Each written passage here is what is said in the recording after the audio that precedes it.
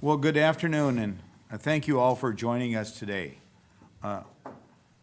Anyone who knows me, I think, knows that I love Iowa history, and I love the state of Iowa. So that's why I'm here today. I'm excited to announce that a wonderful partnership between nonprofit Iowa private colleges and universities and the University of Iowa, an online course entitled The History of Iowa, will be offered in the spring semester of 2014.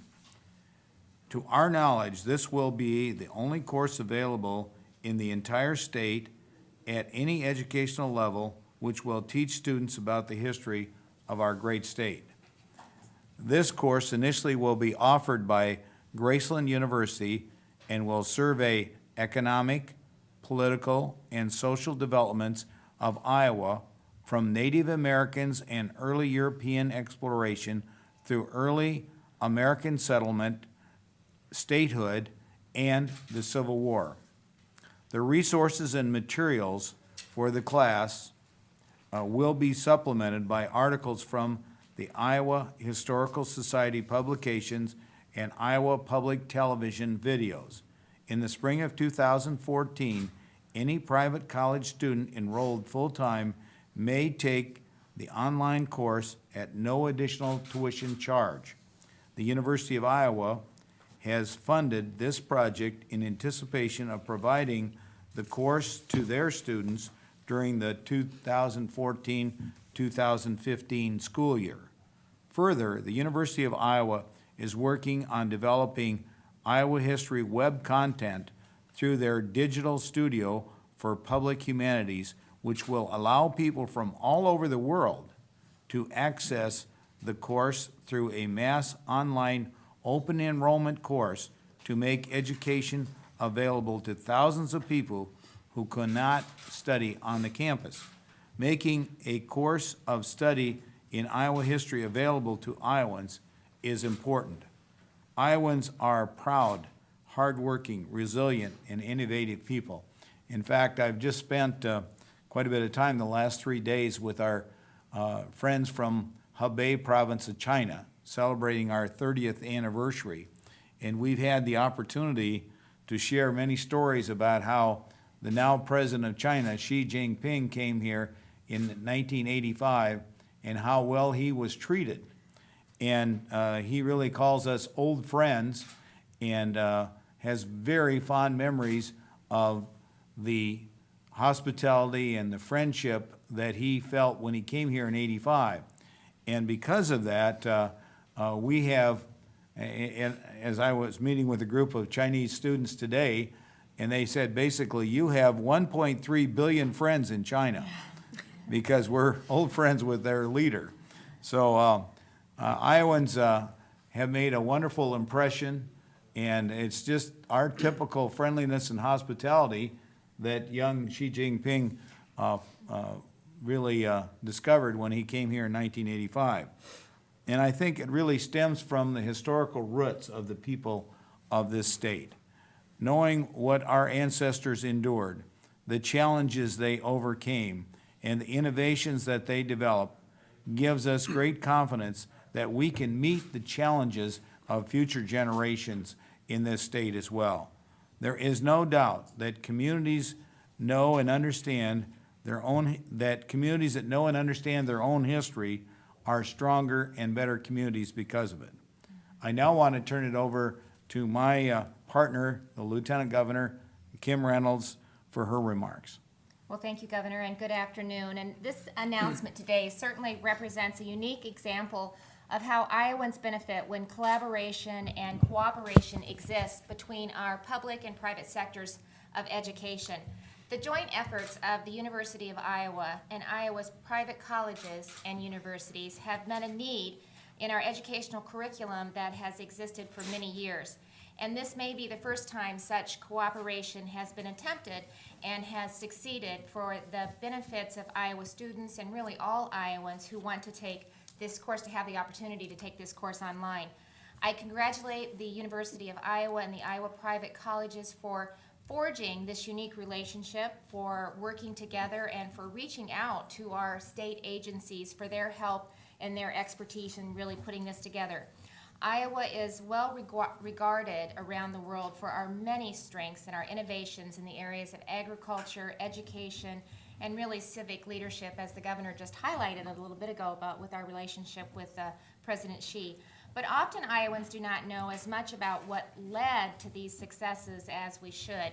Iowa's history is rich with innovations that were born of challenges, and as a result, Iowans developed new technologies in crop production, livestock production, which today plays a major role in providing affordable food to people all around the world, and especially helping us meet the growing world population. Innovations in education and educational technologies have made our students and teachers among the very best in the country, born out of the one-room schoolhouse and the notion that no child should be more than 2 miles from school. As a state, we're proud of Dr. Tom Moraine and Graceland University for his deep interest and knowledge of our Iowa history and his work in developing the course curriculum. And especially, and also to President Sally Mason and Dr. Barry Butler for their work and their counsel in making this course a reality. So we just want to say thank you to all of you who have played a really significant role in making this happen. And at this time, I think I'm going to turn it over to Gary, right? Well, thank you. I'm very proud to have played even the smallest role that I did play in this, because we're making history here, I think, talking about developing a course for Iowa history that Dr. Moraine was so instrumental in doing. You know, the governor a short while ago saw me at an event and said, "Gary, I don't think there's anywhere in the state where they're offering a course in Iowa history." And the first person that I thought about was Dr. Moraine at Graceland University, who is a premier Iowa historian. And Tom got pretty excited and said, "Well, I've been wanting to do that for a very long time." And so the course and the curriculum was developed, and it just seemed natural to me and to Tom and to several of us that Iowa's flagship institution, the University of Iowa, be involved in disseminating and helping us put together the resources and the materials for this course. And I had a conversation, a meeting with with President Mason, and we know each other pretty well. And she said, "You don't have to sell me on this idea. I see the benefit for the University of Iowa. I see the benefit for the people of Iowa and for Iowa's education system." And she said, "What do you need?" And after a conversation about what it is that we could utilize, the resources of the University of Iowa opened wide. And materials, the University of Iowa Press is the largest repository of Iowa historical publications in the state. And the University of Iowa Press publications were opened up to Tom and to us.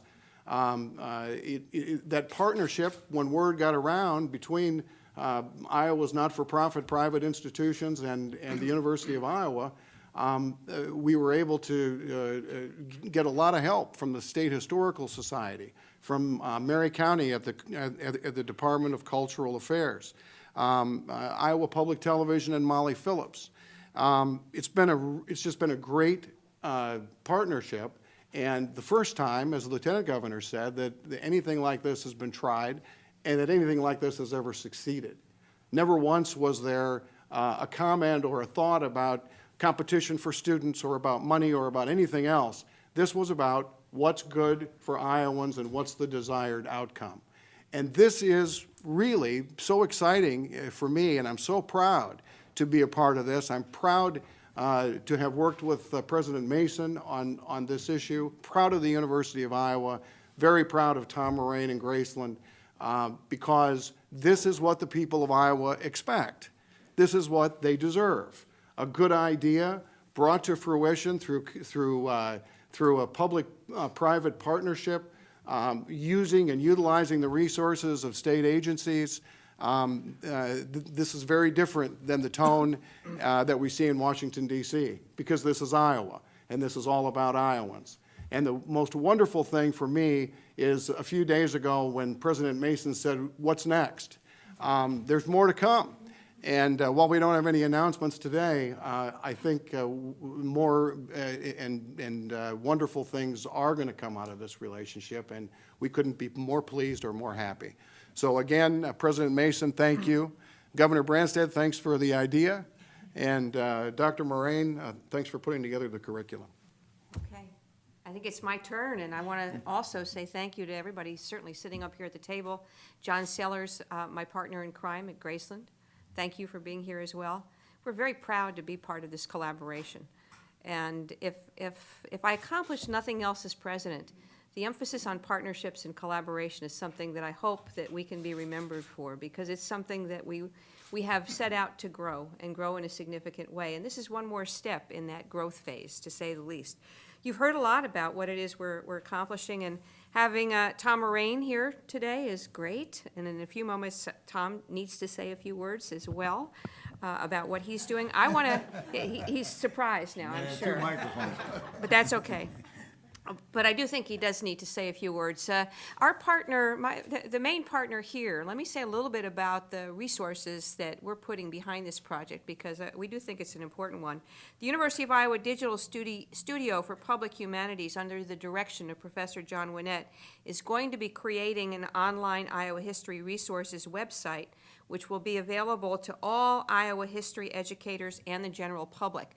To me, this is finally the best idea and the best way I can think of using a MOOC for really good educational purposes, good, solid educational purposes.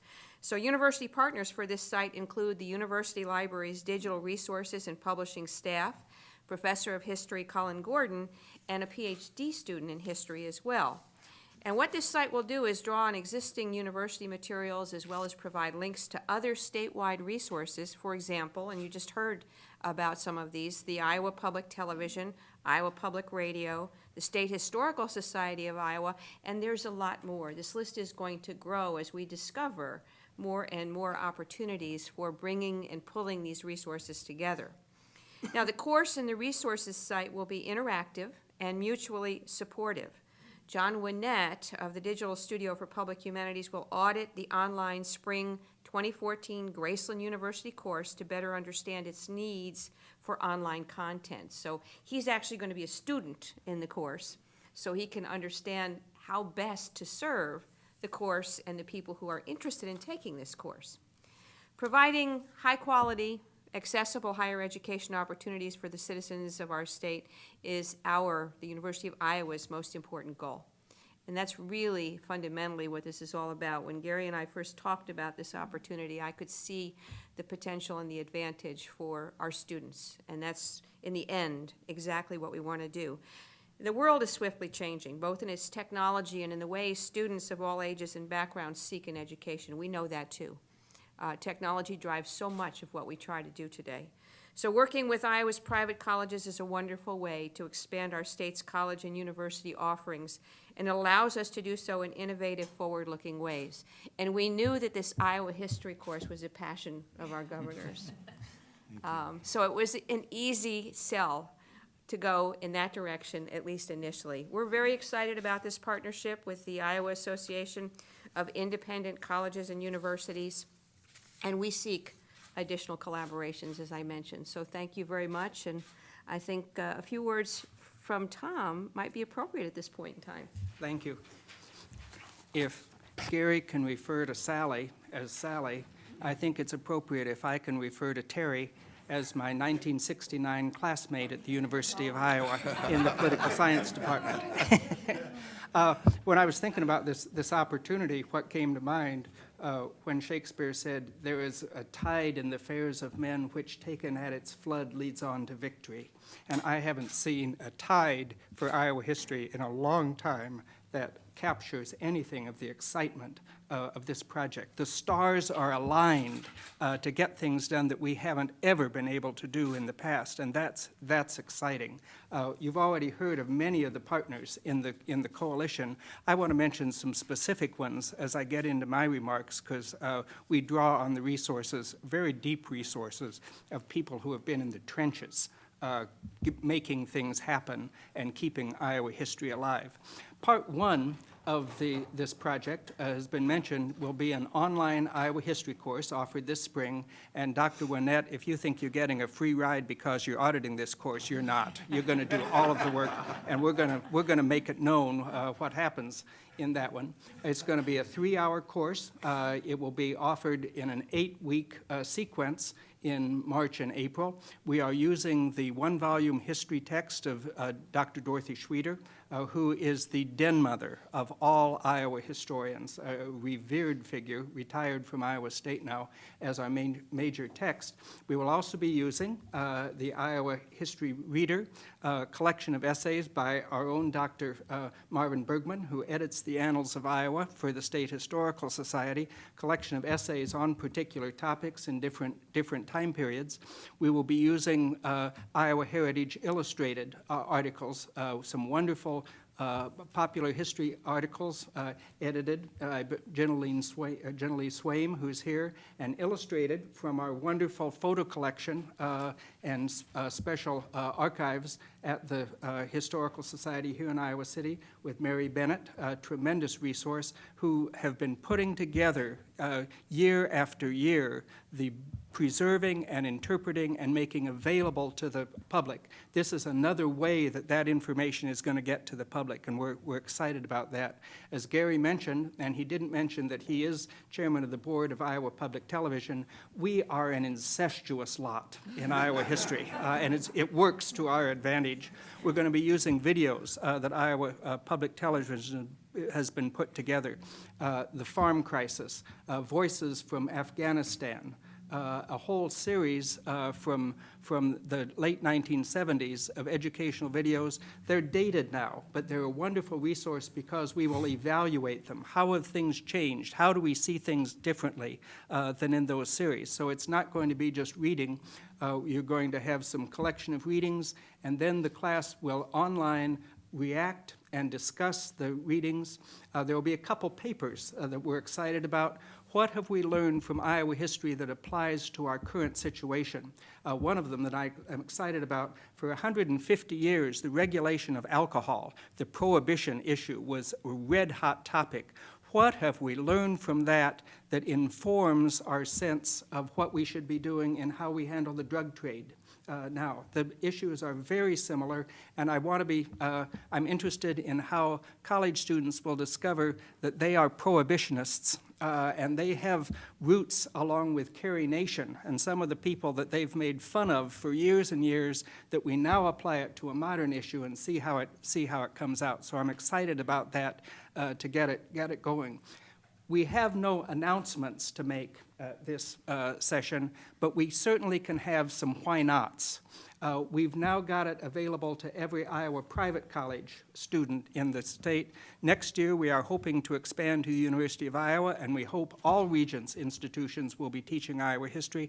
But why stop there? The curriculum is there, the delivery system is there. Why not make this available to every high school student who could handle the material in the state?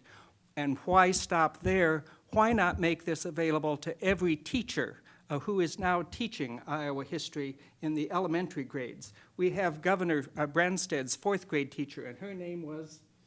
Well, actually, it was my 8th grade teacher, and her name was Laura Seawig. Oh, okay. And Dean Borg knows because he had her too. Did you have the same experience? U.S. history. She was our U.S. history teacher, and Fred Smith was the Iowa history teacher. Those are the two teachers that probably, more than anything else, influenced me to go into a career of public service and got me inspired about history. What was her first name? Lura, L-U-R-A, and she had one blue eye and one brown eye. Unforgettable teacher. She taught the 3 R's of good government. We all know about the Bill of Rights, but she taught us respect for other people and their rights and responsibility. And I think anybody ever had her could still repeat those 3 R's of good government today. Sally Prickett, Dean Borg, and I are just 3 examples. Well, when I was at the State Historical Society, and he would talk about his teacher and over, if we could have canonized anybody, it would have been St. Laura. We liked her because what she did in the classroom produced a governor decades later of someone passionate about Iowa history. There are those Luras out there There are students taking Iowa history now who will be governor someday.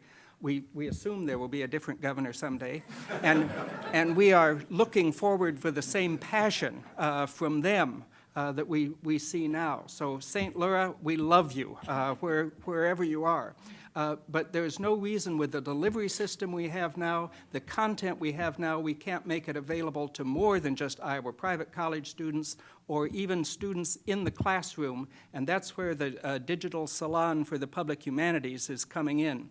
For so many years, we have had silos. We'd had this information is for classroom, this information is to public, and now we have the opportunity to dissolve those silos and take the same information and expand the audience, not just around the state, to classroom versus non-classroom, but around the world. Who knows if there's someone in Peru or Mozambique who's dying to take Iowa history. 1.2 billion now in China. We have a new goal here, that it's time, but that's exciting. We are very excited to work with a digital salon in public humanities. It's a concept that people have said, you know, I wish I had been able to take a course in Iowa history. I'm interested in that, but they don't want to sign up for a course, and they don't want to go read a book by themselves. But this gives the opportunity for interactive discussion of material. We can create the same, use the same curriculum and move them through it, but give them an opportunity to discuss it. How did it happen here? And I think that's exciting. And why stop there? One of my dreams would be to involve the people of Iowa in writing the history of Iowa.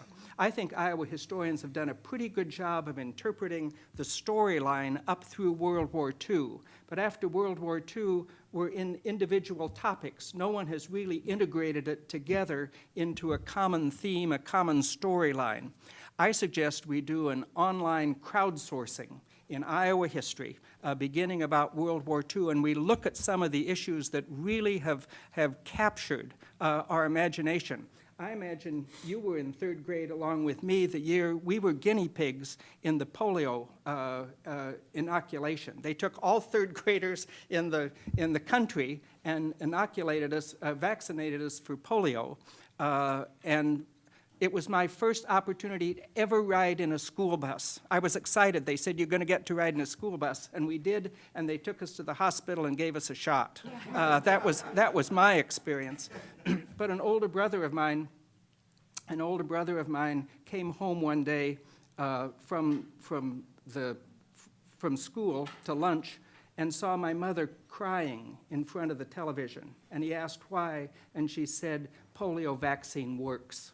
And I think that's such a story there. It was such a trial and temptation for how we went through that.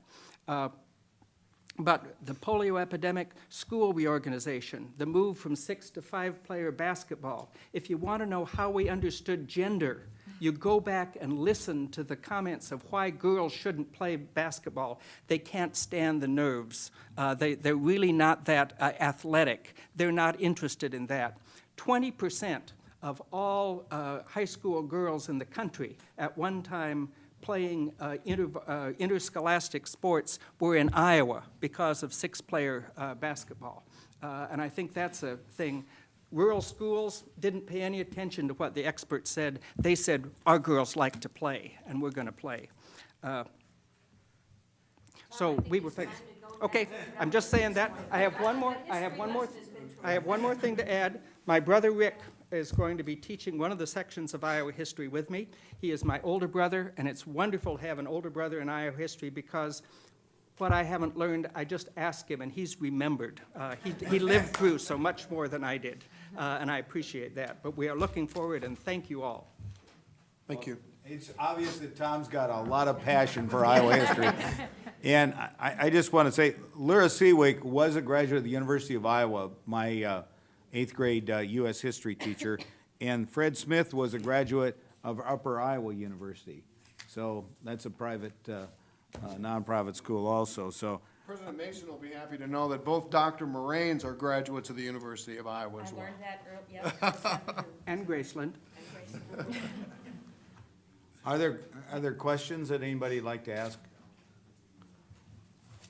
Well, as you can see, this is really a passion, and we're excited about this. I think this opens up some really neat opportunities for people to learn about Iowa.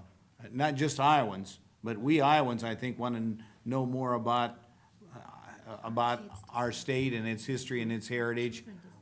And I just had the opportunity to go to Vicksburg and see the restored Iowa monument at that battlefield. And it was really interesting because Governor Kirkwood's the only other governor that served non-consecutive term. He was from here in Iowa City. He was the Civil War governor, and he went down to see the troops during that siege of Vicksburg. And then he served 4 years during the war. He helped recruit. We had more troops than any other state per capita to fight to help save the Union. And then Kirkwood was recruited 12 years later to come back and serve another term as governor. So I have his picture in my office at Terrace Hill because he's a kind of an inspiration for me. It's a good story, too. There's a lot of history stories. It goes on and on. If there are no other questions, then We've got a full day for you, Governor, Yeah. so yeah. Thank We're you. That's glad great. to be Thank back you. on the Thank you so campus. much. Thank you. Thank you.